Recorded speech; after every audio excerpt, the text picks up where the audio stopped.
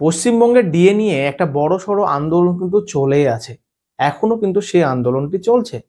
এই ডিএ নিয়ে যে সমস্ত খবর এখনো পর্যন্ত আমরা দেখেছি তাতে শোনা গিয়েছে যে মুখ্যমন্ত্রী বলেছেন যে ডিএ কোনোভাবে বৃদ্ধি করানো সম্ভব নয়, কারণ ডিএ বৃদ্ধি তিনি করিয়েছিলেন কম বেশি।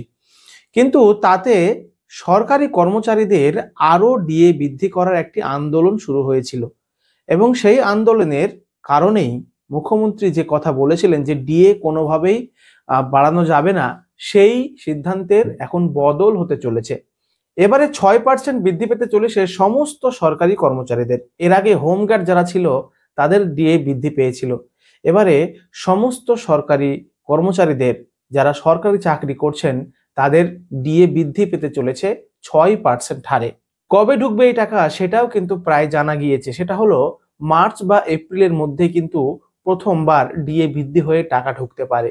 এবং আমরা আরো একটি খবর পেয়েছি, সেটা হচ্ছে রাজ্যের যে সমস্ত হোমগার্ড আছে সেই সমস্ত হোমগার্ডের যে অবসরকালীন যে একটা এককালীন টাকা দেওয়া হয় সেটি 2 লক্ষ টাকা বাড়ানো হয়েছে।